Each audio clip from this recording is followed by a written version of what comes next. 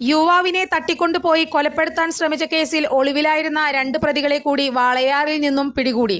North Paravur സ്വദേശികളായ വെടിമറ കഞ്ഞിരപ്പറമ്പിൽ വീട്ടിൽ 34 വയസ്സുള്ള അബ്ദുള്ള, പെരുമ്പടന്ന കടുവാപ്പറമ്പിൽ വീട്ടിൽ 34 വയസ്സുള്ള ഗോഡ്ലി എന്നിവരെയാണ് പോലീസ് അറസ്റ്റ് ചെയ്തത്.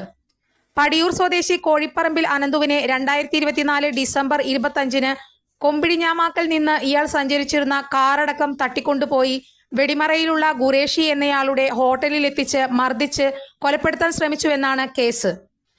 തൃശൂർ റൂറൽ ജില്ലാ പോലീസ് മേധാവി ബി കൃഷ്ണകുമാറിന്റെ നേതൃത്വത്തിലുള്ള അന്വേഷണ സംഘമാണ് പ്രതികളെ വാളയാറിൽ നിന്നും അറസ്റ്റ് ചെയ്തത്.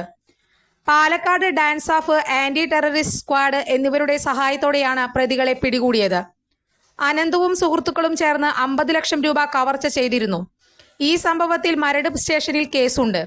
ഇവർ കവർന്ന പണം അപഹരിക്കുന്നതിനു വേണ്ടിയാണ് 10 പേരടങ്ങുന്ന സംഘം അനന്തുവിനെ തട്ടിക്കൊണ്ടുപോയത്.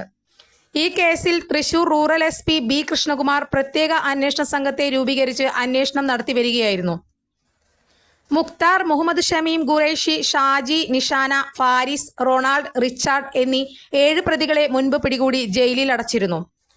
അബ്ദുള്ളയുടെ പേരിൽ നോർത്ത് പറവൂർ പോലീസ് സ്റ്റേഷനിലും ആളൂർ പോലീസ് സ്റ്റേഷനിലും ആലുവ വെസ്റ്റ് പോലീസ് സ്റ്റേഷനിലും എറണാകുളം സെൻട്രൽ പോലീസ് സ്റ്റേഷനിലുമായി ഒരു വധശ്രമ കേസും 6 അടിപിടി കേസുകളും ഒരു തട്ടിക്കൊണ്ടുപോകൽ കേസുമടക്കം 14 ക്രിമിനൽ കേസുകളിലെ പ്രതിയാണ്. ഗോഡ്ലിയുടെ പേരിൽ പത്തനംതിട്ട പോലീസ് സ്റ്റേഷനിൽ ഒരു തട്ടിപ്പ് കേസുണ്ട്.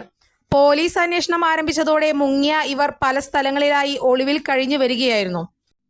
Irinjalakuda DYSP KG Suresh, Aloor police station inspector B Shajimon, sub ഇൻസ്പെക്ടർമാരായ M Afsal, CS Sumesh, senior civil police ഓഫീസർമാരായ ES Jeevan, Vishakh, civil police ഓഫീസർമാരായ നിഖിൽ, ആഷിഖ് എന്നിവരാണ് അന്വേഷണ സംഘത്തിൽ ഉണ്ടായിരുന്നത്.